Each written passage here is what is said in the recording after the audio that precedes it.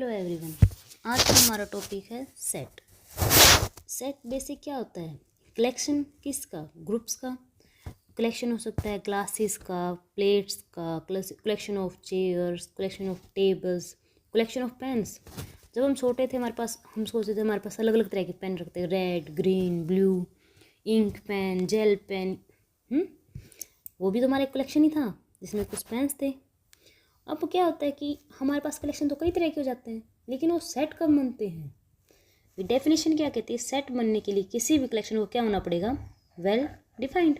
अगर वो collection well defined हो जाता है तो क्या बन जाता है? सेट। फॉर एग्जाम्पल अगर हम देखते हैं कि हमारा पहला एग्जाम्पल क्या कहता है कि collection of rich persons. Rich persons कौन से? जिनकी एनुअल इनकम 1 लाख है, 1 करोड़ है, 1.5 करोड़ है, 2 करोड़ है, 100 करोड़ है। कौन से रिच पर्सन?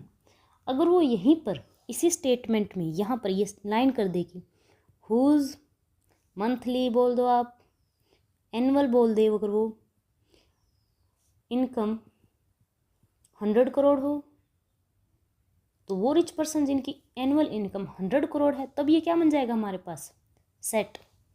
अब ये स्टेटमेंट क्या बन गई? एक सेट। ये कलेक्शन बन गया सेट, वरना ये सिर्फ एक क्या थी? कलेक्शन। अब इसमें किसी को भी डाल दो जिनकी एनुअल इनकम 1 करोड़ है, 2 करोड़ है, 3 करोड़ है, वो सारे क्या हो गए? Rich person. तो ये सेट नहीं रहा हमारा। लेकिन मैंने जैसे ही बोला था कि अगर जिनकी इनकम 100 करोड़ से ज़्यादा है वो हमारे क्या आ जाएंगे इस कलेक्शन में, तब वो क्या बन गया? एक सेट। हमें ऐसे डिफरेंस करना आना चाहिए। वहीं अगर इसने नेक्स्ट एग्जाम्पल क्या कह रहा है कि कलेक्शन ऑफ नॉवेल्स, सिंपल अगर यहीं तक स्टेटमेंट को छोड़ देता तो ये सिर्फ एक कलेक्शन रह जाता, ये सेट नहीं बनता, क्योंकि वेल डिफाइंड ही नहीं है। कौन सी नॉवेल्स? किसकी नॉवेल्स? हिंदी की, इंग्लिश की, किस लिटरेचर की? इसने बोल दिया कि written by the writer Munshi Premchand. अब ये क्या बन गया? एक हमारे पास सेट, क्योंकि उसने डिफाइन कर दिया उसको कम्प्लीटली कि मुंशी प्रेमचंद ने जो भी नॉवल लिखी हैं वो सभी का कलेक्शन। तो ये हमारे पास क्या बन गया? एक सेट। नेक्स्ट दोनों स्टेटमेंट को ध्यान से देखिए। कलेक्शन ऑफ क्वेश्चंस, बस यहीं पे एक बात ख़त्म कर दी। अब ये क्वेश्चन हिंदी के भी हो सकते हैं, इंग्लिश के भी हो सकते हैं, मैथ के भी हो सकते हैं, हिस्ट्री के भी हो सकते हैं, एनी सब्जेक्ट, और किसी भी तरह के क्वेश्चन हो सकते हैं भाई। ये कोई ज़रूरी नहीं जो बुक से रिलेटेड हो क्वेश्चन भी। तो हमें क्या पता कि मैं इस कलेक्शन में कौन कौन से क्वेश्चन डाल सकता हूँ, नहीं डाल सकता। लेकिन नेक्स्ट लाइन उसने क्या बोल दिया? Collection of the questions in this chapter. अब कौन से चैप्टर? जो हम पढ़ रहे हैं, मैथ सेट पढ़ रहे हैं, हमें पता है कि इसमें ये क्वेश्चन है तो इसमें आ सकते हैं, तो ये हमारे पास क्या हो गया? सेट। बस एक छोटी सी लाइन ने ही इसको क्या कर दिया? Well defined. अदरवाइज ये सिर्फ क्या थी? एक कलेक्शन बन के रह गई थी। इसमें कैसे भी डाल के तरह के क्वेश्चन डालते जाओ, बस डालते जाओ। नेक्स्ट देखो, इन दोनों को ज़रा ध्यान से देखना कि collection of all boys in your class. भी हमारी क्लास में बॉयज़ कितने बॉयज़ हैं? हमें पता है कि 20 हैं, 30 हैं, 40 हैं। उन सभी का क्या करना है? कलेक्शन करना है बस। तो ये क्या होगा? इन योर क्लास अगर वो नहीं बोलता, कलेक्शन ऑफ ऑल बॉयज़, कौन से ऑल बॉयज़? सभी लड़के हैं, उन सभी को इकट्ठा कर दो, बन गया एक कलेक्शन। कोई पर्टिकुलर डिफाइन तो नहीं किया भाई कौन से लड़के, जो आपके स्कूल के हैं, जो आपके दोस्त हैं, या आपके नेबर में, आपके शहर में हैं, जस्ट वो सिर्फ एक क्या रह गया? कलेक्शन बन के रह गया। लेकिन जब उसने बोला कि इन योर क्लास, मतलब वो क्या बन गया? एक सेट, यानी कि वो क्या हो गया? Well defined. अब नेक्स्ट देखो, collection of handsome boys in your class. जहाँ पर भी हैंडसम, इंटेलिजेंट, पुअर, रिच, इस तरह के मतलब जो हमारी क्वालिटेटिव एट्रीब्यूट्स होते हैं, हमारे गुणों वाले, उनको हम सेट में काउंट नहीं करते हैं। जैसे कि यहाँ पे आ गया हैंडसम बॉयज़। अब किस एंगल से? क्या पता किसी के लिए कोई हैंडसम है? वो हर इंसान अपने आप में हैंडसम तो होता ही है, लेकिन क्या तो आपके नज़रिए से हैंडसम है और दूसरे के नज़रिए से हैंडसम ना हो, तो कोई वेल डिफाइंड तो नहीं हुआ ये, तो ये सेट नहीं रहा। लेकिन अगर नेक्स्ट स्टेटमेंट देखो, collection of all even natural numbers. अब नेचुरल नंबर बोल देता यहाँ पे, अब इसने इंटीजर बोल दिया तो भी हमें पता है ये वेल डिफाइंड है। अगर natural number, even natural number बोल देता, सिर्फ इवन नेचुरल नंबर होता अगर यहाँ पे, तो भी वो हमारे पास क्या होता? Well defined. देखो अब इसने इवन नेचुरल नंबर हम कर दे अगर यहाँ पे, इवन नेचुरल नंबर्स, तो भी हमारा सेट है। हमें पता है नेचुरल नंबर्स, सबसे पहले तो आपको पता होना चाहिए कि नेचुरल नंबर्स होते कौन से हैं। जो हमारे नेचुरल नंबर्स होते हैं वो कौन से होते हैं, 1 2 3 4 5 और 2 सो चलते रहते हैं, इनफाइनाइट तक होते हैं। इवन नेचुरल कौन से हो गए, 2 4 6 8 up to so. Natural number की जो नोटेशन होती है वो जनरली जब आप पढ़ेंगे अब नेक्स्ट में तो हमें पता चलेगा वो एन से नहीं नोट किया जाता है नेचुरल नंबर को। बार बार नहीं बोलेगा कि natural number natural number natural, वो सिंपल एन लिख के दे देगा और आपको समझ जाना है कि वो हमारे पास क्या है, एक नेचुरल नंबर का सेट है। ठीक है, collection of all honest person. अब देखो यहाँ पे फिर से क्या आ गया, गुण आ गया। ऑनेस्ट पर्सन, कौन से ऑनेस्ट पर्सन, हर आदमी ईमानदार। मैं कोई कहेगा कि मैं बेईमान हूँ, कोई नहीं कहेगा कि भाई हाँ भाई मैं बेईमान हूँ, सभी ये कहेंगे मैं तो ईमानदार हूँ। तो हम कैसे कह देंगे कि है या नहीं है, ये इसमें आएगा या नहीं आएगा। तो ये कोई वेल डिफाइंड चीज़ तो नहीं हुई, हमारे पास एक सेट नहीं है। अब ये देखो, ये हमारे पास एक सेट बनेगा कैसे, collection of reverse in India. अब इंडिया में पता है हमें कौन कौन सी रिवर्स हैं, गंगा है, यमुना है, घग्गर है, सिंधु है, ब्रह्मपुत्र है। हम सभी को कलेक्शन में इसमें डाल सकते हैं। तो हमें पता है ये वेल डिफाइंड है। तो हमारे पास क्या बन गया, हमारे पास एक सेट। नेक्स्ट देखो, collection of objects lying on A table. ये आप हमें खुद कमेंट करके बताएंगे। अब देखो बात आ गई ना, collection of qualitative attributes such as honest person, intelligent student, rich person, good player, people, beautiful girl, handsome boys, brave, dangerous etcetera. ऐसे शब्द आ जाएं जो बताएं कि आप में खूबी है नहीं है, ये इनको हम सेट में कभी भी काउंट नहीं कर सकते। अब यहाँ पे देखो एक बात आती है डेंजरस। अब डेंजरस क्या है, हम ये कहें लोनी जो डेंजरस एनिमल लोइन है, अगर हम उसको ह्यूमन को खड़ा कर दे, उसको बंदूक मार देगा वो तो ख़त्म, कहाँ से डेंजरस रहा, क्या पता वो डेंजरस है या हम है उससे ज़्यादा डेंजरस।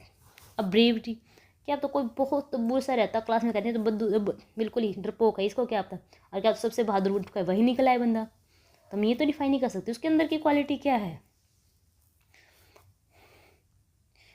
अब पुअर पीपल्स हैं, अब पुअर कौन से हैं, हम सोच रहे कि हम ही गरीब हैं, हमसे भी कोई गरीब है, उससे भी कोई गरीब मिलेगा। तो ये हम इन चीज़ों को हम डेफिनेशनली डिफाइन नहीं कर सकते भी हाँ ये इस चीज़ में आएगा, उसे हम सेट नहीं कर सकते। अब हम देखते हैं कि सेट को नोटेशन कैसे दी जाती है। सेट की जो जनरल नोटेशन होती है वो कैपिटल लेटर्स में दी जाती है, ए बी सी डी। हम बार बार ये नहीं लिखेंगे सेट है, ये सेट है, ये सेट है, ये सेट है, ऐसे नहीं लिखते। हम सेट को कैसे डिफाइन करते हैं कि सेट ए बी सी, इसके जो एक नोटेशन है वो इन लेटर्स से दी जाती है। एक्सेट्रा कुछ भी हो सकते हैं, वो ई भी हो सकता है, वो एफ भी हो सकती है, नहीं इन्हीं से देगा, वो यू भी हो सकता है, ओ भी हो सकता है, पी भी हो सकता है, क्या वो कुछ भी, बट उनको कैपिटली डिनोट किया जाता है। और जो उसके अंदर एलिमेंट्स होते हैं उनको कैसे डिनोट किया जाता है, स्मॉल लेटर्स से, जैसे ए बी ई एफ। अब वो लेटर्स भी हो सकते हैं और किसी भी सेट के अंदर वो नंबर्स भी हो सकते हैं। ये ज़रूरी नहीं वो लेटर्स 1 2 4 5 7 कुछ भी हो सकता है उसके अंदर, सेट के अंदर। तो जो हम लेट कर लेते हैं कि ए कोई भी सेट है और इस सेट के अंदर क्या है, एलिमेंट्स हैं ए बी सी और डी। अब ये सेट के अंदर है ये एलिमेंट्स, तो इनकी नोटेशन कुछ तो देगा, वो कैसे बताएगा कि इसमें है या नहीं है। उसके लिए जो सिंबल यूज़ किया जाता है वो हमारा होता है ये वाला। ये सिंबल क्या कहता है, इसको हम बोलते हैं बिलोंग टू। ये इसकी नोटेशन होती है। ये भाई जो ए है मेरा एलिमेंट है, ए यहाँ पे क्या है, ये सभी क्या है, ये चारों एलिमेंट हैं किसके, सेट के, ए सेट के। ठीक है, A belongs to capital A, या फिर D belongs to capital A, B belongs to set. हम ये नहीं बोलेंगे सेट ए, सेट ए, हमें पता है ए से बिलोंग कर रहा है, उस ए हमारे पास क्या है, सेट है। सी बिलोंग्स टू ए। अब देखो यहाँ पर मैं कह दूँ कि ई बिलोंग्स टू ए, लेकिन ये तो कहीं है ही नहीं सेट में, इसने बोला ही नहीं है कि भी इसमें है। उसने तो कहा 4 एलिमेंट है जो इस ए सेट में दिए हुए हमें। तब इसके लिए जो सिंबल होता है वो आता है हमारे पास ऐसे। ये किसको नोटेट करता है, नोट बिलोंग टू सेट, भाई ये सेट से बिलोंग नहीं कर रहा है। ठीक है, अब हम आगे पढ़ते हैं। अब सेट को रिप्रेजेंट करने के 2 तरीके होते हैं, एक होता है हमारे पास टेबुलर या रोस्टर फॉर्म भी कह देते हैं, फिर एक सेट बिल्डर फॉर्म। एक टेबुलर, दूसरा सेट बिल्डर। अब हम आगे बढ़ते हैं। जो टेबुलर फॉर्म होती है इसको हम कैसे नोटेशन करते हैं, कैसे क्या लिखते हैं। देख मेरे पास एक लिस्ट लगा लो, मैं मान लेती हूँ ABCD ये सारे एलिमेंट्स हैं। अब मैं सिंपल ऐसे लिख दूँ ABCDEF, ये क्या हुआ है कुछ पता ही नहीं चला, ये क्या होता है, एक नाम भी हो सकता है यहाँ पे। मैं ऐसे लिख देती हूँ वेट, ये तो एक नाम हो गया एक तरह से, वेट हमें रुको थोड़ी देर, ये तो हो गया। अब अगर मैं इसको ऐसे लिख दूँ WAIT, ये सब क्या बन गया, इनको मैंने क्या किया, इस कोमा से सेपरेट कर दिया, यानी कि अलग अलग चीज़ें हो गई हैं। और साथ में अगर मैं इन्हें करली ब्रैकेट्स के अंदर बंद कर देते हैं तो ये हमारा क्या बन जाता है, एक सेट, जिसको मैं कुछ भी नोटेशन दे सकती हूँ। मैं इसको नोटेशन देते हैं, चलो हम इसको ई, हम ज़रूरी हर बार ए लेके चले, इधर हम कुछ अलग करते हैं, इसको ई नोटेशन देते हैं। और इसको नोटेशन अगर मैं इसको भी सिंपल अगर ये ऐसे दे रखे हैं A B और C, हमें नहीं पता, ये अलग करके दे दिया एक एलिमेंट है, क्या एलिमेंट किसके एलिमेंट कहाँ से, बस ऐसे ही पड़े हुए हैं, कुछ नहीं है। तो उसने क्या किया, बस इसको ऐसे बंद कर दिया, तो हमें पता चल गया ये सेट है। उसके आगे उसने नाम नहीं दिया, पर हमें ये पता चल गया कि ये हमारे पास क्या है, एक सेट है। किस फॉर्म में, हम कह सकते हैं इसे टेबुलर या रोस्टर फॉर्म में है। अब इसकी अपनी मर्जी से, उसने उसने नाम नहीं दिया तो हम अपनी मर्जी से कोई भी नाम दे सकते हो, उठा के इसको वाई नाम दे दो, ठीक है। ये तो ही हमारी क्या बन गई, टेबुलर या रोस्टर फॉर्म। अब हम इसके अलग अलग एग्जांपल देख लेते हैं, जैसे कि मैं लेती हूँ हमारे पास नंबर्स हैं 3 4 5, ठीक है। ये हमारे पास क्या होगी, एक सेट, इसको नाम दे दिया हमने ए। ये होती है हमारी टेबुलर फॉर्म। लेकिन टेबुलर फॉर्म में भी हम एक लिमिट तक ही लिख सकते हैं।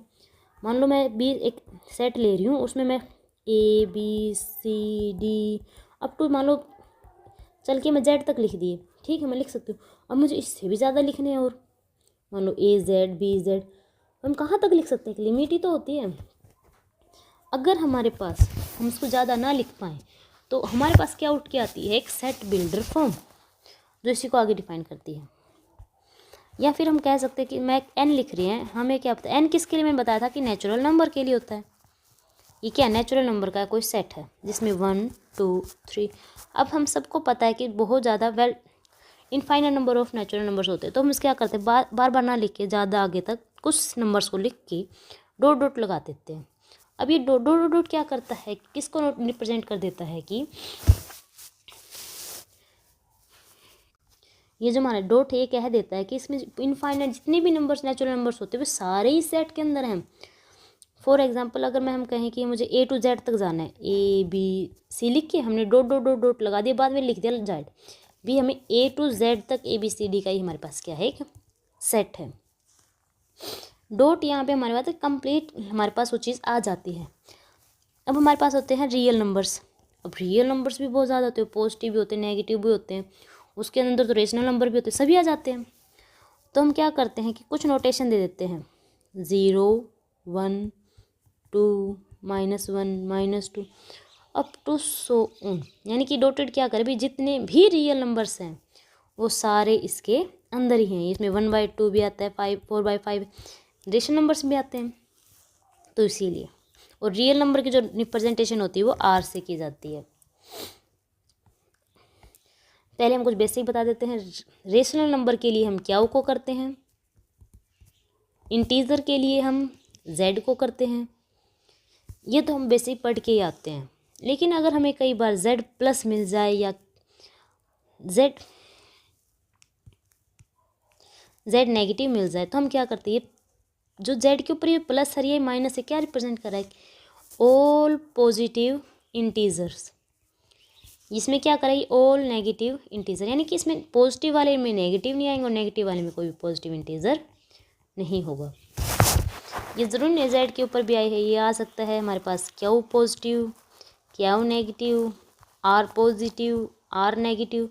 ये पॉजिटिव रिप्रेजेंट भी all positive values. Positive values हमारी कहाँ से होती है, 0 1 2 3, और नेगेटिव वैल्यूज़ हमारी कहाँ से होती है, -1 -2 अप टू सो। अब हम वापस अपने टॉपिक पे चलते हैं। क्या था, टेबुलर रोस्टर फॉर्म पे थे। अब देखो इसमें एक बात और, हमें कोई सेट, जैसे मान लो कि हमें एक सेट दे दिया 1 2 3, और मैंने इसको नाम, और इसी को उसने क्या लिख दिया 3 1 2। एक बात ध्यान रखना, एक बात और, कई बार क्या करता है कि वो ऐसे लिख दे 1 2 3, ये हमारे पास कोई सेट नहीं है। सेट होने के लिए उसे करली ब्रेसेस के अंदर ही होना चाहिए, तभी वो एलिमेंट क्या बनाएंगे, सेट। अगर वो ऐसे दे देता है हमें सिर्फ कर ब्रैकेट्स में, तो कोई भी एलिमेंट, उसमें जितने भी एलिमेंट आप रख लो, वो कभी भी सेट नहीं रिप्रेजेंट करेगा। किसी भी एलिमेंट्स के ग्रुप को सेट रिप्रेजेंट करने के लिए मुझे ये नोटेशन देनी पड़ेगी। अब कुछ बच्चे सोच रहे होंगे कि मैडम अगर हमें ऐसे दे दे कोई सेट और वो ऐसे ऐसे भी लिख दे, तो क्या ये दोनों सेट सेम होंगे? बिल्कुल। एलिमेंट्स को आगे पीछे रखने से कभी सेट में फ़र्क नहीं आ रहा है। इसमें भी 2 है, इसमें भी 2 है, इसमें भी 1 है, इसमें 1, उनकी पोजीशन डिफरेंट है, इससे कोई फ़र्क नहीं पड़ा उस सेट पे, ठीक है। वो दोनों ही क्या, एक सेम सेट, यानी कि कोई भी सेट मान लो उसको ए नाम दे देते हैं, वो दोनों ए को ही रिप्रेजेंट करे, चाहे हम कैसे ही क्यों ना लिख लें। हम उसे ऐसे भी लिख सकते हैं 3 2 1 1 2 3, ये सभी क्या हैं, एक ही सेट को क्या करें, रिप्रेजेंट कर रहे हैं। एक और बात, कई बार क्या होता है कि हमें एक सेट दे देता है ए 2 2 1 5 5 6 6 6 7, और या फिर उसको वो ऐसे भी लिख के दे देता है। ये क्या है, दोनों सेम ही तो है, बस उसने क्या किया, एक ही सेट में इनको बार बार रिपीट कर दिया। किसी भी सेट के अंदर अगर एक एलिमेंट एक बार आ गया है, फिर उसको चाहे कितनी भारी क्यों ना लिख लो, हम 10 बार क्यों नहीं लिख ले, मैं यहाँ पे 7 को 10 टाइम भी लिख दूँ तो भी कोई फ़र्क नहीं पड़ेगा, वो एक बार ही काउंट होगा, ठीक है। कि किसी भी सेट के अंदर हम एक एलिमेंट को हमें एक से ज़्यादा बार लिखने की कोई ज़रूरत नहीं होती है। कई बार एग्जामिनर हमें कंफ्यूज करने के लिए कई बार लिख भी दे तो कोई फ़र्क नहीं पड़ता, उसको चाहे वो 50 बार लिखे 10 बार लिखे, एक्चुअल में हमें उसका मतलब एक ही बार दे। अगर ये दो बोले कि दोनों सेम है क्या, यस, ये दोनों क्या है, हमारे पास सेम है। हमारा नेक्स्ट टॉपिक क्या है, सेट बिल्डर फॉर्म, या हम इसे रूल मेथड भी कह देते हैं। अब क्या होता है कि हमें बार बार लिखना पड़ रहा है, मैं नहीं चाहती कि मेरे को बार बार लिखना पड़े कि ए कोई भी सेट है जिसमें इवन है, 2 है, 4 है, 6 है, 8 है, 10 है, 12, पता नहीं कहाँ तक लिखवा रहा है वो, मुझे 100 तक लिखवा लिया मान लो उसने। अब मुझे इतनी बार नहीं लिखना है, मुझे पता है बस ये इवन नंबर है, और कौन से हैं, नेचुरल इवन नंबर्स हैं, ठीक है भाई। अब इनको हमें, तो हम क्या करते हैं कि मुझे बार बार नहीं लिखना होता, तो हम इस पर कुछ प्रॉपर्टी लगा देते हैं। इसके लिए बेसिक रूल क्या होता है कि हमने यहाँ पे कोई भी एलिमेंट लिया, एक्स वाई जेड, आप जो भी नाम देना चाहें, चलिए हम एक्स ना देके अगर मैं इसको यहाँ पे वाई लिखूँ, मैं कोई बच्चे समझेंगे कि मैंने एक्स क्यों लिखते हैं, और टीचर भी एक्स स्पेसिफिक हो जाता है, भी हमें एक्स की आदत हो चुकी होती है। हम इसको वाई भी लिख सकते हैं, जेड भी, हम जो भी लिखना चाहें। हमें क्या करना है, इस वाई पे कोई भी प्रॉपर्टी लगानी है, ठीक है। और हमें ये मत भूलना कि ये सेट के जो ब्रेसेस हैं ये ज़रूर लगाने हैं, वरना वो हम सेट कह ही नहीं सकते उस चीज़ के लिए, एलिमेंट्स को। हम देखो इसमें 2 है, 4 है, 6 है, 10 है, 12, ये सभी क्या है, इवन है। यानी पहली प्रॉपर्टी तो मेरी क्या कह रही है कि ये क्या होंगे, इवन। अब इवन 1 2 0 2 भी तो है, तो अब इसमें एक और प्रॉपर्टी क्या लगी कि इवन तो है, इवन नंबर्स तो हैं, पर क्या, बिटवीन,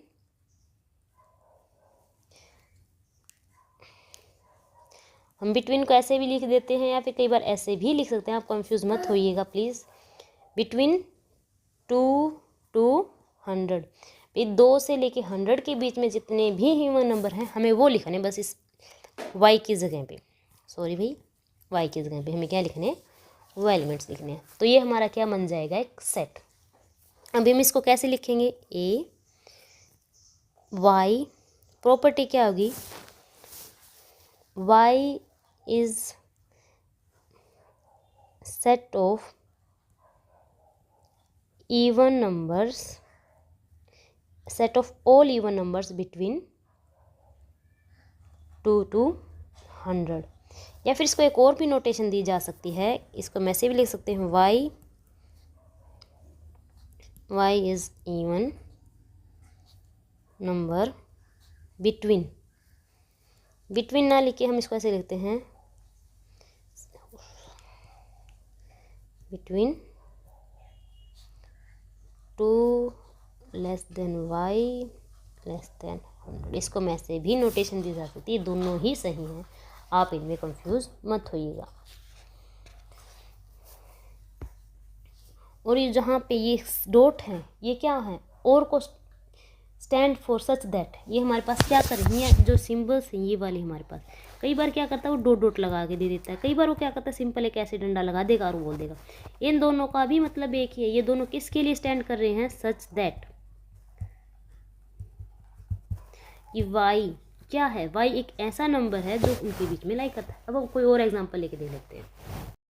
कर रहे थे सेट बिल्डर फॉर्म, अब सेट बिल्डर फॉर्म के हम कुछ और एक भी एग्जांपल ले लेते हैं। मान लो मेरे पास कोई भी सेट है ए जिसमें क्या है -3 -2 -1 0 1 और 2, एक सेट ऐसे लिख रहा है, मुझे बोल रहा है कि उसको सेट बिल्डर फॉर्म में लिखना, मुझे तो नहीं पता। तो हम इसको क्या करेंगे, अब देखो पहले तो ये क्या नंबर्स को देखो ध्यान से, मैं नंबर्स को देख कर मैं क्या पता चल रहा है ये क्या है, इंटीजर्स हैं। ठीक है, अभी एक बात तो हुई। अब हमें इस पर प्रॉपर्टी लगाते हैं, हमारा वही वाई स्पेसिफिक, हम यहाँ पे इस डॉट डॉट भी लगा सकते हैं और हम इसके दोनों तरीक़ों से करके बताते हैं, या फिर ऐसे भी लिख सकते हैं। सॉरी भाई हमारा थोड़ा बड़ा हो गया था तो इसको छोटा कर देते हैं।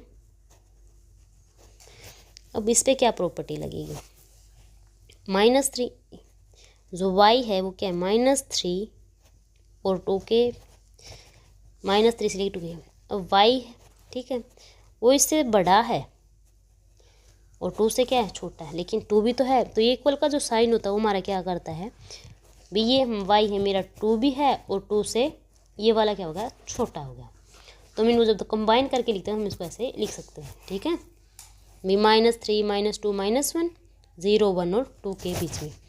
और यहाँ पर एक और बात, y अब कौन सा, y तो यहाँ पे अब ध्यान दें, अब 2 से छोटा लेस दें तो 1/2 भी है, 3/2 भी है। ठीक है, अभी ना y को कुछ भी इनफाइनाइट नंबर्स आ जाएंगे इसके बीच में, तो हम क्या करेंगे, हम यहाँ पे डिफाइन करेंगे कि y क्या है, किससे बिलोंग कर रहा है। हम ऊपर पढ़ कर आए थे कि किसका साइन होता है, बिलोंग का, कि y किससे बिलोंग कर रहा है, नेचुरल नंबर से है, इंटीजर से है, रियल नंबर है, रेशनल नंबर क्या है वो हमें पता है कि वो हमारा क्या है इंटीजर, और इंटीजर की जो नोटेशन होती है वो क्या होती है z। ठीक है, इसको मैं ऐसे भी लिख दें -3 less than equal to y less than equal to 2 y belonging to z। मान लो अगर वो यहाँ पे ये ना लिख के सिंपल बोल दे, यहाँ पे ये 2 स्टेटमेंट और दे दे 2/3, इसमें एक और बोल दे 4/5, ऐसे भी बोल दे, तो ये क्या आ गई, ये वजह सिंबल्स होते, रेशनल भी आ गए हमारे पास, पॉजिटिव भी आ गए, नेगेटिव भी। तो ये क्या बता रहा है कि हमारे पास क्या है रियल है, तो यहाँ पे z की बजाय क्या आ जाता है फिर रियल नंबर, में हमारा क्या है रियल नंबर से बिलोंग कर रहा है। ठीक है, अब हम इसके कुछ एग्जांपल्स देख लेते हैं। देखो हमारा पहला क्वेश्चन में क्या कहता है कि which of the following are set. अब हम पहले पढ़ के आए हुए तो कर लेते हैं। Collection of all prime numbers, prime numbers कौन से होते हैं हमें पता है, हमारे प्राइम नंबर्स कौन कौन से होंगे 1 2 3 5 7। भाई कहीं तक भी जाइए डॉट डॉट क्या करें भाई, जितने भी प्राइम नंबर दे रखे वो सभी आएंगे। तो ये क्या हमारे पास एक वेल डिफाइंड है, हाँ भाई डिफाइंड में पता है कौन कौन से होते हैं, 9 होता है, सॉरी 9 नहीं होता, 11 होता है, 13 होता है, अप टू सोन। तो ये क्या हो गया हमारे पास एक set. Collection of good hockey players in India. अब भाई गली में खेलने वाला बच्चा भी हो सकता है गुड हॉकी प्लेयर, वो मैंने टीम में सिलेक्शन नहीं हुआ पर है तो उनसे भी अच्छा क्या पता। तो हम ये तो नहीं कह सकते भी ये वाला अच्छा है और वाला अच्छा नहीं है। यहाँ पे भी मैंने कहा था गुड बैड पुअर रिच, जो उसकी क्वालिटी से रिलेटेड आ जाए ना सब, तो हमारा कल भी सेट नहीं होगा। तो ये हमारे पास एक सेट नहीं है। ये देखो हमारा पहले वही क्वेश्चन आ गया, collection of rich persons in India. अब रिच पर्सन्स कौन से, जो महीने का 1 करोड़ कमाते हैं, महीने का 10 करोड़ कमा लेते हैं, कई तो ऐसे जो दिन का ही 10 करोड़ कमा रहे हैं, तो कौन से रिच पीपल्स। तो ये भी हमारे पास एक सेट नहीं है। Collection of all natural numbers less than 1000, हाँ ये सेट है हमारे पास। लेस देन 10,000 कौन से होंगे नेचुरल नंबर। देखो यहाँ पे बात की है नेचुरल नंबर्स की, नेचुरल नंबर्स 1 2 अप टू 9 99, ये भी एक वेल डिफाइंड सेट है। तो ये हमारा क्या हो गया एक set. Collection of all odd integers. अब इंटीजर्स कौन से होते हैं हमें पता है, माइनस वाले भी होते हैं, प्लस वाले भी होते हैं, जीरो भी होता है काउंट उनमें। ठीक है, ऑल ओड इंटीजर्स यानी कि -1 1 2 -2 इवन होता है 1 3 -3 अप टू, ये भी क्या होगा हमारे पास एक well defined. Collection of the most dangerous animal in the world. अब कौन सा एनिमल है भी डेंजरस? हम किसको माने डेंजरस है? हम भेड़ियों को माने, शेर को माने, चीते को माने, किसको माने? हम ह्यूमंस भी तो डेंजरस हैं। तो ये भी एक वेल डिफाइंड सेट नहीं है, तो ये हमारे पास सेट नहीं बनेगा। ठीक है, अब देखो वही हमारी बात, सेट बिल्डर फॉर्म जो हम ऊपर करके आए हैं, 2, 4, 6 और 8। आपको देखने में क्या लग रहा है, क्या है? इवन नंबर्स हैं। तो हम कैसे डिफाइन करेंगे? हम आपको करके दिखा देते हैं।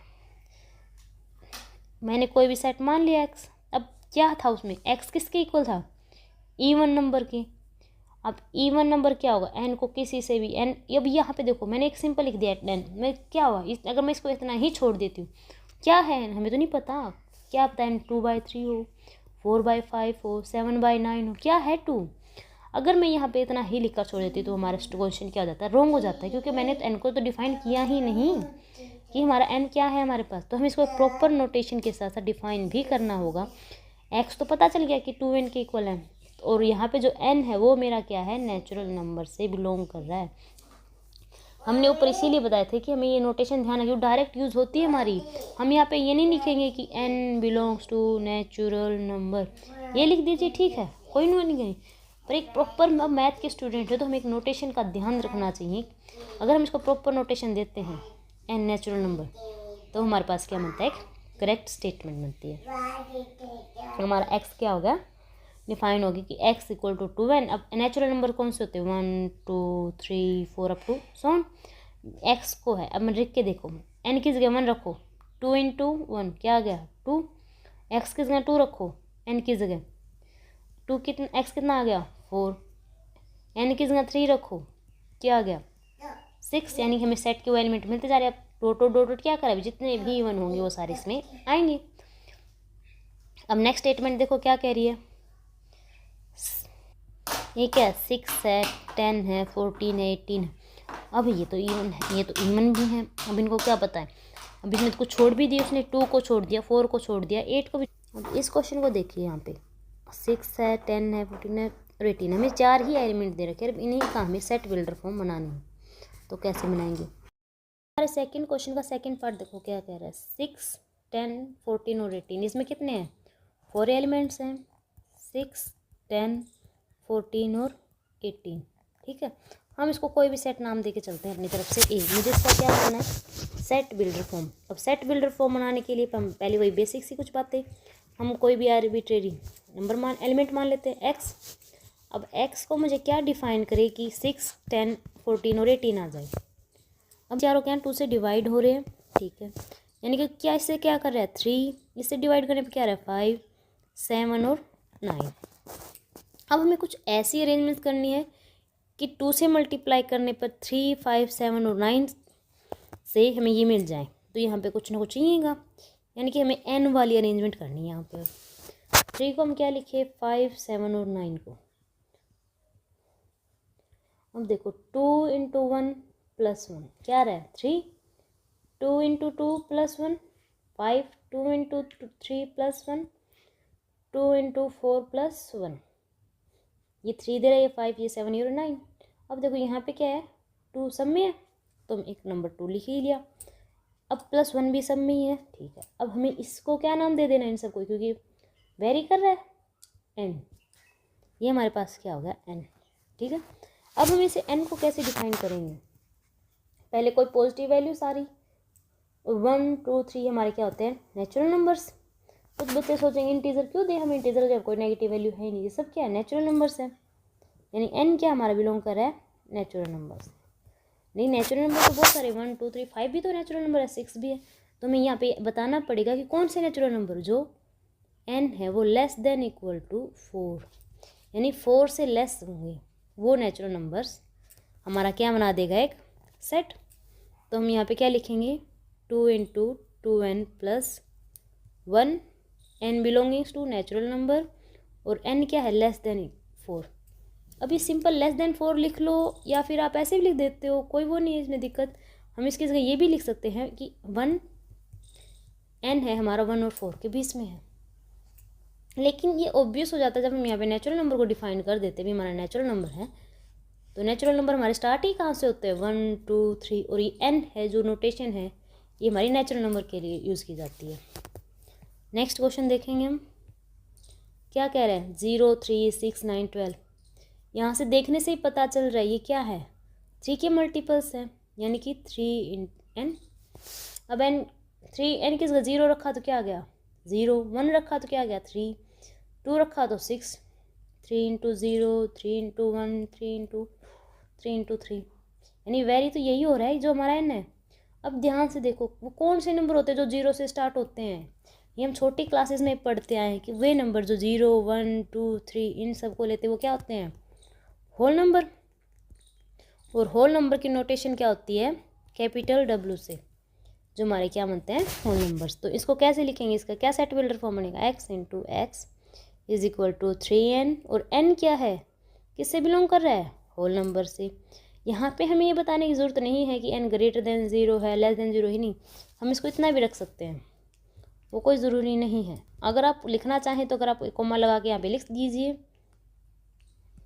n belonging to whole number, लेकिन ये बात ऑब्वियस है कि होल नंबर हमारे जो 0 से स्टार्ट होते हैं, जब सभी की बात आती है तब हम ये लिखना कोई ज़रूरी नहीं होता, लेकिन जब हम कहते हैं कि भी 0 से 5 तक ही होता है ये मान लो, तो मैं यहाँ पे लिखते कि हम n है वो लेस देन 5 है, या फिर n है वो 0 और 5 के बीच में है।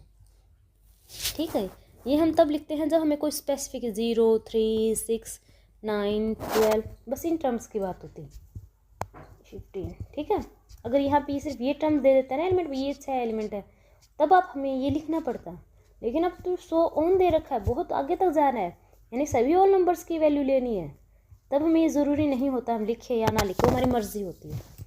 लेकिन ये ज़रूर बताना होता है कि ये n है क्या, होल नंबर है, नेचुरल नंबर, इंटीजर है, क्या है ये। अगर आप ये नहीं बताते हो तो वो कुछ मान लो अगर हम नहीं लिखते, सिंपल मैं लिख के छोड़ देती हूँ एग्जाम में, तो ये हमारा गलत हो जाता है, क्योंकि उन्हें पता ही नहीं होता n है क्या, वो रियल नंबर भी मान सकते हैं, उसको इंटीजर भी मान सकता है। इंटीजर में क्या जाएगा, -3 -6 -9, लेकिन हमें तो सिर्फ पॉजिटिव वैल्यू चाहिए ना, तो हमें बताना पड़ेगा कि हमारे क्या है। नेक्स्ट स्टेटमेंट देखिए क्या कह रही है, 1/4 1/8 1/16 1/32 1/64। इसको कैसे लिखेंगे, 1/4, 8 को क्या लिख दोगे आप, 4 इंटू 2, 16 को 8 इंटू 2, 32 को 16 इंटू 2, 64 को 32 इंटू 2 लिख सकते हैं। अब देखो यहाँ पे 4 है 8 है ये, अब हमें चाहिए क्या, 4 को क्या लिख सकते हो आप, 2 की पावर 2। अब यहाँ पर 2 की पावर 2 है, इंटू में 2 की पावर 1। हमें पता है जब बेस सेम हो तो पावर क्या हो जाती है, ऐड। कुछ बच्चे सोचेंगे मैडम मैं बेसिक क्यों पढ़ा रही, कई बार हम बेसिक भूल जाते हैं और हम गलती कर देते हैं। 8 को क्या लिख सकते हैं, 2 की पावर 3, 16 को 2 की पावर 4, 32 को 2 की पावर 5, और 64 को 2 की पावर 6। लेकिन अब देखो यहाँ पे बेस सब में क्या है, सेम है, और ऊपर 1 1 भी सब में सेम है, तो हम स्टेट बिल्डर फॉर्म स्टार्ट करते हैं। x किसके इक्वल होगा, 1 तो है ही, ठीक है, हमें 2 आएगा। अब 2 की पावर में क्या वेरी कर रहा है, 2 3 4 5 6, यानी कि n। अब ये n है, पहले तो बता दो ये n है क्या, नेचुरल नंबर है। ठीक है, अब नेचुरल नंबर ही क्यों बताया, क्योंकि सभी क्या है, पॉजिटिव वैल्यूज़ है, और इसमें कोई भी रेशनल नंबर ऐसी वाली वैल्यू नहीं है, तो इसलिए हमें डिफाइन करना भाई n हमारा क्या है, नेचुरल नंबर। और ये कहाँ से कहाँ तक है, 2 से 6 के बीच में, तो ये हमारी क्या होगी, set builder form. Next question क्या देख कह रहा है हमारा, 1/2 2/3 3/4। अब देखो ये जिगजैग है, ये यहाँ पे है, यहाँ पे यहाँ पे यहाँ पे है, ये यहाँ पे, यानी कि ऊपर वाली तो क्या है 1 2 3 4 5, एक n की काउंटिंग चल रही है, सिंपल। बस स्टार्ट करें, ऊपर मान लिया मैंने n, नीचे देखो क्या कह रहा है वो 2, यानी कि ये अगर n है तो ये n में क्या हो रहा है, कुछ ऐड हो रहा है, n+1, n belonging to natural number. क्यों, क्योंकि सभी पॉजिटिव वैल्यूज़ थी। अब देखो कैसे आया, n को हम कहाँ से, नेचुरल नंबर कहाँ स्टार्ट होते हैं, 1 से, n किस जगह 1 रखा, 1 1 + 1 1/2। अब 1 किस जगह क्या रखा, 2 2 अपॉन में 2 + 1 2/3। हमारे पास आ गई ना वही टर्म्स, 1/2 2/3 3/4। अब यहाँ पे ये भी डिफाइन नहीं है कितनी टर्म्स हैं, सिलेक्टेड है कहाँ तक, यहाँ से देखना 8 तक, n कहाँ तक है हमारा 8 तक। अगर हमारे ज़्यादा होते तो हम लिख के छोड़ देते, यहीं तक लिख के छोड़ देते, लेकिन हमें n कहाँ तक दे रखा है, सिर्फ 8 टर्म्स तक, भी इससे ज़्यादा नहीं होनी चाहिए। तो हम यहाँ पे क्या लिखेंगे, एक और चीज़ भी आएगी हमारे पास जो क्या होगी, n बिलोंगिंग्स टू n, और n क्या है लेस देन 8, इसको आप ऐसे लिख दो। अब हम नेक्स्ट क्वेश्चन देखते हैं जो हमारे क्या है, रोस्टर फॉर्म।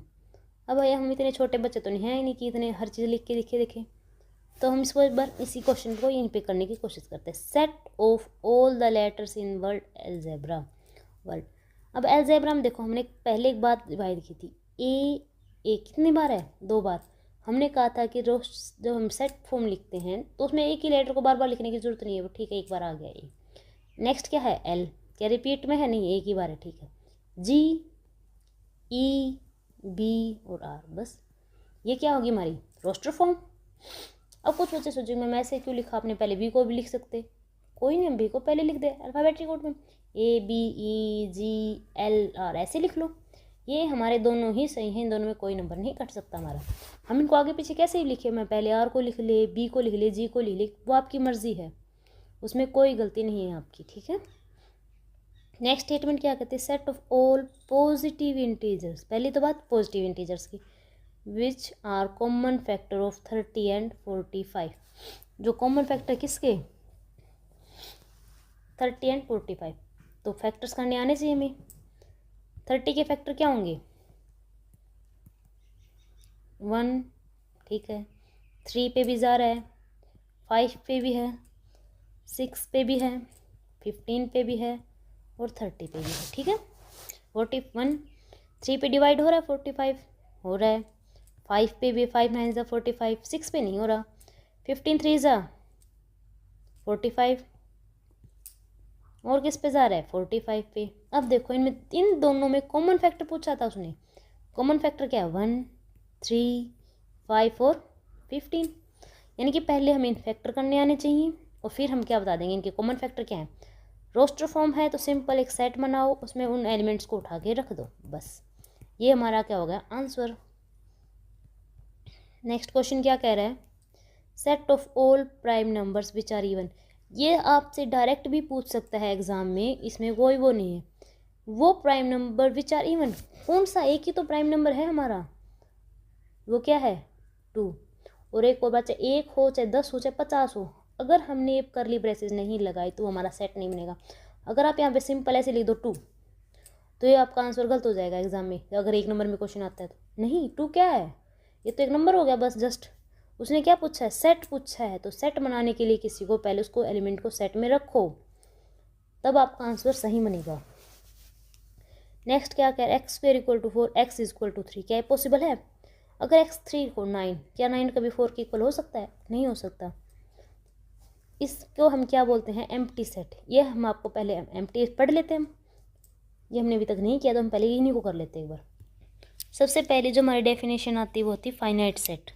अब फाइनाइट सेट क्या होते हैं, फाइनाइट सेट वो होते हैं जिनमें elements of set are finite in number. Finite in number कैसे, फाइनाइट इन नंबर्स, अब मान लो मेरे पास एक सेट है, मैं आपको बोल रही हूँ 1 2 3 4 5 6 7, ठीक है, ये हमारे पास सेट है, क्या हम इनको काउंट कर सकते हैं, हाँ कर सकते हैं, भी 7 तक है काउंटेबल, यानी कि वो हुआ कि जब हम इनको काउंट कर पाएँ इजीली, भाई कितने एलिमेंट्स हैं, वो हमारे क्या हो जाते हैं फाइनाइट सेट। अब हमारे पास एग्जांपल ले लो, अगर आप, अब मैं कहूँ set of months, set of months in a year, अब एक साल में हमें पता है कितने मंथ होते हैं 12, तो ये क्या हो गया हमारे पास फाइनाइट।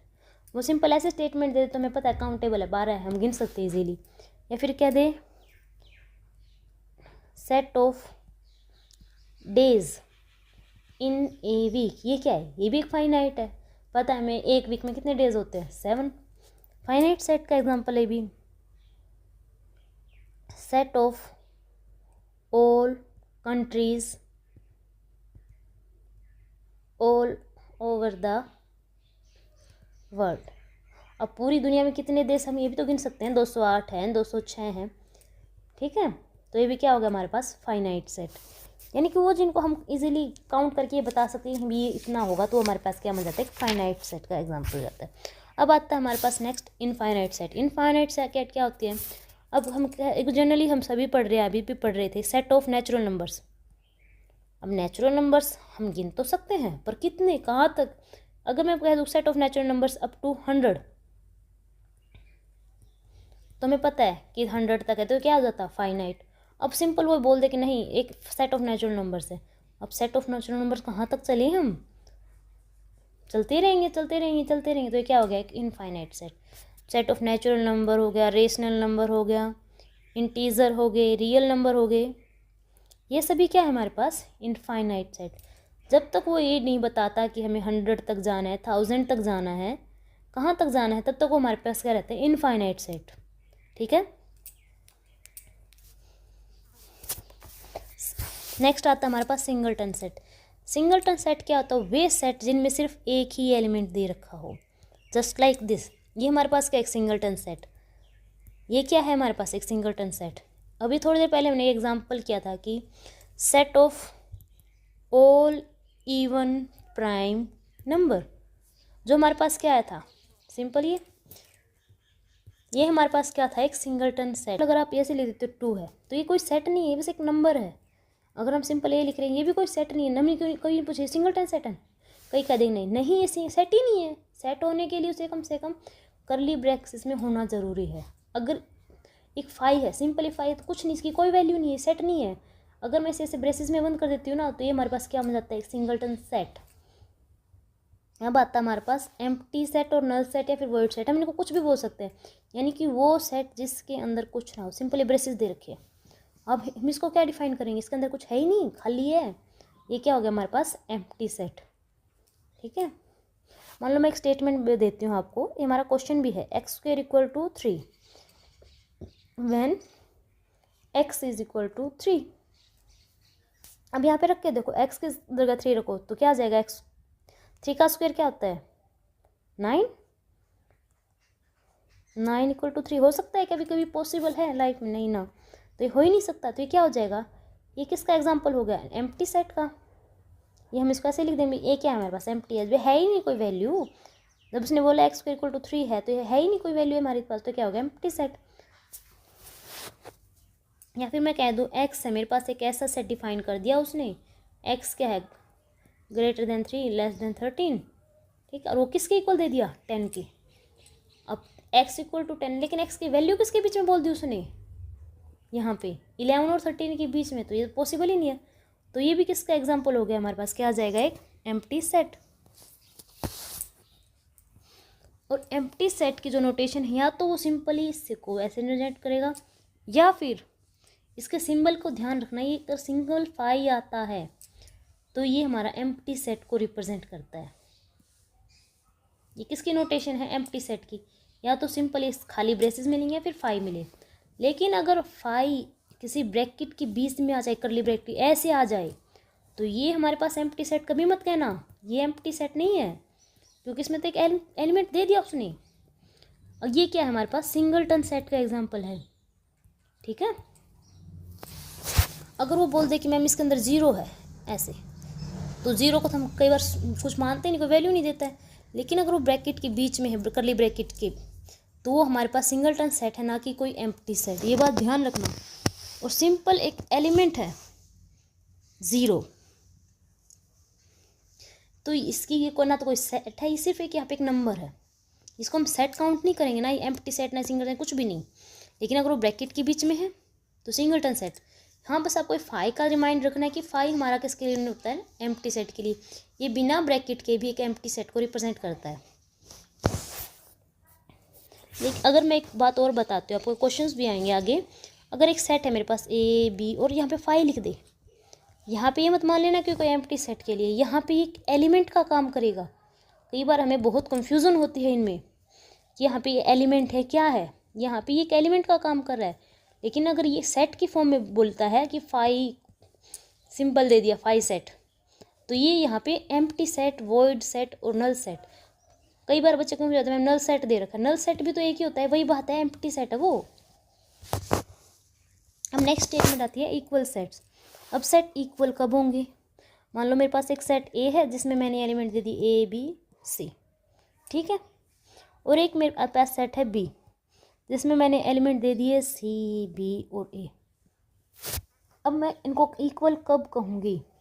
अगर ए क्या है, बिलोंग कर रहा है ए से, ए बी में भी तो है, बी बिलोंग कर रहा है ए से, बी बी में भी है, ठीक है, एक सी बिलोंग कर रहा है ए से, सी बी में भी है, सारे एलिमेंट्स हैं जो ए में है। जो भी एलिमेंट हम जो मैंने बोले कि इसको हम एक्स नाम देते हैं, जो एलिमेंट एक्स में है इक्वल टू, अगर वो एक्स बी में भी है तब हमारा वो क्या आ जाएगा, इक्वल सेट। और इसको हम लिखेंगे कैसे, A is equal to B, ठीक है। एक और एग्जांपल लेते हैं, A is equal to 3 5 7, B is equal to 7 5 3।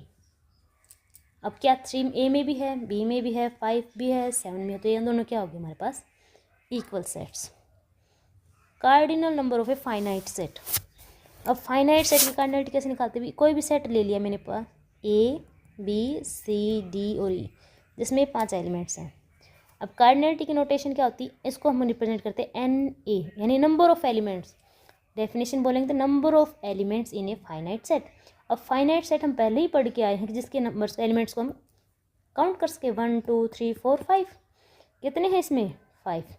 यानी कि जो नंबर ऑफ एलिमेंट्स होते हैं किसी भी सेट के अंदर वो हमारे क्या होते हैं, कार्डिनल नंबर। अगर मेरे पास कोई भी सेट है बी जिसमें है 1 2, इसकी कार्डिनलिटी क्या होगी? इसमें कितने एलिमेंट हो, 1 2 2, 2 ही तो है, और ये क्या एक फाइनाइट। ये कोई सेट है किसका, नेचुरल। हम लेट कर लेते हैं कि हमारे पास कोई भी सेट है 1 2 3 अप टू 4, और कोई बोल दे आपको इसकी कार्डिनलिटी बताओ, सबसे पहले हम चेक करेंगे क्या ये क्या एक फाइनाइट सेट है ही नहीं, ये तो फाइनाइट सेट ही नहीं, मतलब कार्डिनलिटी कहाँ से, तो बात यहीं पे ख़त्म। हमें सोचने की जरूरत है इसमें 1 2 आगे क्या आएगा, अगर ये फाइनाइट सेट है तभी तो हम इसकी कार्डिनलिटी निकालेंगे, वरना अदरवाइज नहीं। किन्हीं भी दो सेट को इक्विवेलेंट सेट होने के लिए उसके कार्डिनल नंबर्स इक्वल होने चाहिए। कार्डिनल नंबर्स हम पढ़ के आते हैं किसी भी सेट के एलिमेंट्स, यानी कि कोई भी सेट ले लो आप ए और बी, इसमें हमने ले लिया ए बी सी और डी। अब मैंने यहाँ पे ले लिया 1 2 3 और 4। अब कोई बच्चे कहे मैम ये तो इक्वल है ही नहीं, इसमें तो अलग चीज़ दे रखी है, इसमें अलग, लेकिन इसकी कार्डिनल नंबर क्या है, कार्डिनल नंबर ऑफ ए, वैसे से पहले चेक करो फाइनाइट है, हाँ है, 1 2 3 4 फाइनाइट है, कार्डिनल नंबर क्या होगी 4। इसमें क्या है, नंबर ऑफ एलिमेंट्स 1 2 3 4 नंबर्स हैं, ठीक है, तो बी के कार्डिनल नंबर कितने हो गए 4। अगर इनके कार्डिनल नंबर देखो यहाँ पे 4 और यहाँ पे 4 है, दोनों इक्वल हैं, तो वो हमारा क्या हो गया, इक्विवेलेंट सेट। और इसका जो सिंबल होता है वो इक्विवेलेंट सेट का ये वाला होता है। इक्वल के लिए हमने क्या किया था, A equal to B equivalent set के लिए, लेकिन कार्डिनल के इक्विवेलेंट के लिए हम क्या करें ऐसे। और कार्डिनल की नोटेशन क्या थी, एन, कोई भी सेट जो भी आप नाम दोगे उसमें एन ऐसे ब्रैकेट में बंद कर देंगे। एक बात जो आपको रिमाइंड करनी है वो क्या है कि एवरी पेयर ऑफ या फिर each pair of equal set, equal कौन से, ए इक्वल टू बी वाले इक्वल सेट और इक्विवेलेंट। इक्विवेलेंट क्यों कहेंगे, क्योंकि उसमें नंबर ऑफ ए है बी और सी, ये हमने एग्जांपल लिया था ऊपर ही पहले, इसमें क्या था बी ए सी बी, इसमें भी कितनी है इसकी कार्डिनलिटी 3, इसमें भी कितनी है 3, तो यानी ये तो इक्विवेलेंट तो हो ही गए और इक्वल भी हो गया, यानी कि जो इक्वल होगा वो इक्विवेलेंट तो होगा। अब यहीं पे देखो, यहाँ पे इक्वल इक्विवेलेंट तो है, लेकिन क्या इक्वल है, क्या इसमें ये है वो इसमें है नहीं है, तो ये इसका वाइस वर्सा हमारा ट्रू नहीं होगा। अब हम हमारे क्वेश्चन पे आ जाते हैं। X square equal to 4 x equal to 3, x 3 है तब हमारी ये स्टेटमेंट होनी चाहिए। अब रखो 3 के एक्स की जगह 9, अभी x इक्वल टू 3 है, यहाँ पे 3 रखेंगे तो क्या आएगा 9 इक्वल टू 4, क्या ये पॉसिबल है, नहीं, तो ये क्या हो गया एक एम्प्टी सेट, यानी नल सेट वॉइड सेट आप कुछ भी कह सकते हो। इसकी नोटेशन क्या बताई थी हमने 5, या फिर आप इसको ऐसे भी लिख सकते हो, ये दोनों ही सही हैं। अब इसमें देखिए x square equal to 9, x square 9 यानी एक्स की वैल्यू क्या आएंगी +3 और -3, भी 3 रखेंगे तो भी यहाँ पे 9 आएगा, -3 रखेंगे तो भी 9 आएगा। 2x equal to 4, x equal to 2, क्या है 2 रखने पर 9 आ रहा है, 4 इक्वल टू 9 पॉसिबल ही नहीं है, तो भी नहीं है, ये भी क्या हमारे पास एक empty set. Next question is an integer. Factor करेंगे हम पहले इसके। चलिए हम इसके फैक्टर करते हैं। फैक्टर कैसे करें? वही हमारा x is equal to minus b plus minus under root b square minus 4ac upon में 2a। ये हम सब ने बहुत किया हुआ है तो वैल्यू रख देते हैं। x is equal to solve करने के बाद -5 प्लस माइनस 11 अपॉन में 12। ये हमने बेसिक फॉर्मूला किया हुआ है कि minus b plus minus under root b square minus 4ac upon में 2a। छोटी क्लास में बहुत हम x की वैल्यू निकाल लेंगे, लेकिन जब हम इनको सोल्व करें हमारे पास x की दो वैल्यूज़ आएंगी। एक क्या आएगी 1/2 और एक क्या आएगी माइनस की 4/3। आप सोल्व करके देखिए ये क्या आ रही है हमारे पास रेशनल फॉर्म, लेकिन यहाँ पे इसने साफ साफ बोला है कि x क्या है एक इंटीजर हो रहा है। इंटीजर में कोई भी रेशनल वैल्यू नहीं होती है कभी भी, तो ये फिर क्या हो गया रॉन्ग। तो हमारे पास क्या आ गया एक एम्प्टी सेट। नेक्स्ट स्टेटमेंट में देखिए एक बार आप, x is 4x minus 15 less than 14। x क्या है नेचुरल नंबर। नेचुरल नंबर यानी कि x की वैल्यू कहाँ से आएंगी 1 2 3। अब कहाँ तक जाएं कि हमारी 29 से लेस आ जाए। x की जगह 1 रखो, 4 माइनस 15 लेस वैल्यू आएगी। 2 रखेंगे तो 8 माइनस 15 ये भी 19 से लेस है। 12 माइनस 15 ये भी लेस है। 16 माइनस 15 ये भी 1 है, ये भी लेस देन 29 है। अब टू कहाँ तक चले, अब x की वैल्यू कहाँ तक होगी 1 2 3 4 5 6 7 8 9। अब हम 10 पर चेक करते हैं। 40 माइनस 15 कितने 10 पे वैल्यू चेक करेंगे अगर इसकी हम 4 इंटू 10 माइनस 15 कितना आ रहा है, क्या लेस देन 29 है? हाँ है। 25 लेस देन 29 पॉसिबल है। अगर हम 11 पे चेक करें 14 में से 5 गई 9, 3 में से 1 गया 2 29, लेकिन हमें 29 देखो सिंबल देखो ध्यान से लेस देन 29 होनी चाहिए। यहाँ पे अगर इक्वल होता तो ठीक हो जाता, लेकिन नहीं है। तो यानी कि हमारी x की वैल्यू जो होंगी वो कहाँ तक होंगी 10 तक, 1 2 अप टू 10। ठीक है, और यहाँ पे हमें सभी वैल्यूज़ लिखनी है, वही फाइनाइट हैं तो लिखेंगे। नेक्स्ट क्वेश्चन क्या कह रहा है, x इज एन इंटीजर -1/2 से 9/2। अब इनको सोल्व करो। -0.5 4.5। ठीक, अब इंटीजर वैल्यू ही चाहिए हमें x की इनकी बिटवीन में। क्या होगी 0 1 2 3 और 4, यही है हमारे इंटीजर्स, क्योंकि इंटीजर वैल्यू वैसे ही आते हैं। x² less than 20। अब x का स्क्वायर, x क्या है यहाँ पे पहले देखो क्या है इंटीजर है, नहीं पॉजिटिव भी हो सकती है और नेगेटिव भी। तो x की वैल्यू लेस देन 20, 0 करो। 0 का स्क्वायर लेस देन होता है 1, लेस देन होगा 1 का स्क्वायर 1 ही होता है। अब 1 का स्क्वायर 1 होता है, -1 का भी तो स्क्वायर क्या होता है 1 ही तो होता है। -2 का स्क्वायर कितना होता है 4, और 2 का स्क्वायर भी क्या होता है 4। 3 का स्क्वायर -3 का स्क्वायर इक्वल ही होता है 9। 4 का स्क्वायर -4 का स्क्वायर क्या होगा 16। 5 का स्क्वायर क्या होता है -5 का स्क्वायर 25, यानी कि यहाँ पॉसिबल है ही नहीं। 0 1 2 3 4 हमारे पास क्या आ गई टर्म्स, लेकिन यहाँ पे इंटीजर था तो हमें जितनी हमारी पॉजिटिव है उतनी नेगेटिव वैल्यू तो आएंगी 2 3 4। ठीक है, अब नेक्स्ट क्वेश्चन देखेंगे। अब हमें सिंपल बताना है नल सेट है या नहीं है, और है तो क्यों है।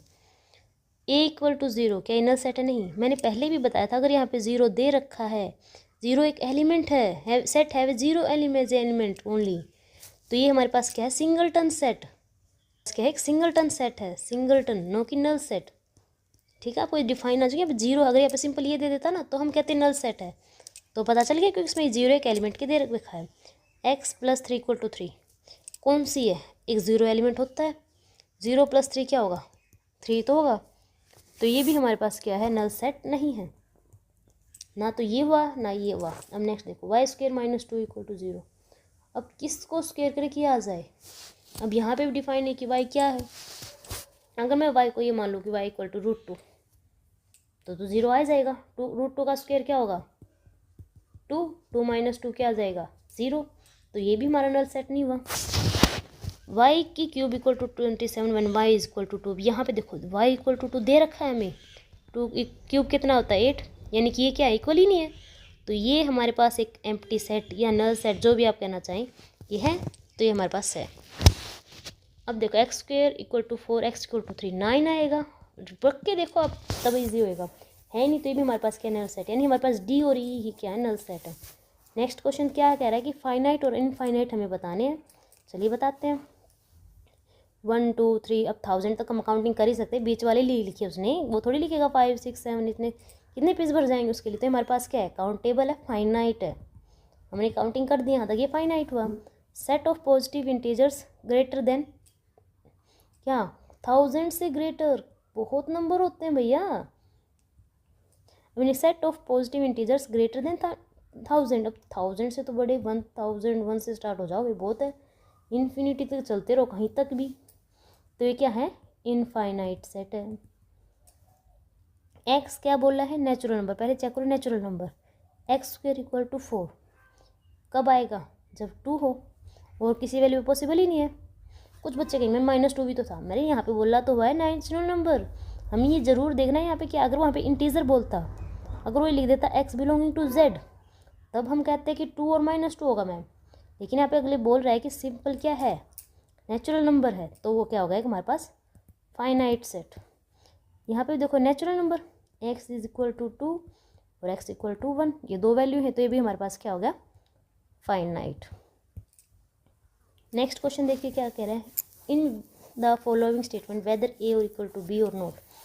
ए और इक्वल सेट होने के लिए क्या कहा था, जो एलिमेंट ए में होगा वही बी में होना चाहिए। 4 है ए में, बी में 4 है, इसमें भी 8 है, इसमें भी 8 है, इसमें 12 है, इसमें है क्या कहीं 12 है ही नहीं, यानी कि लिखेंगे 12 not belongs to b, so a is not equal to B.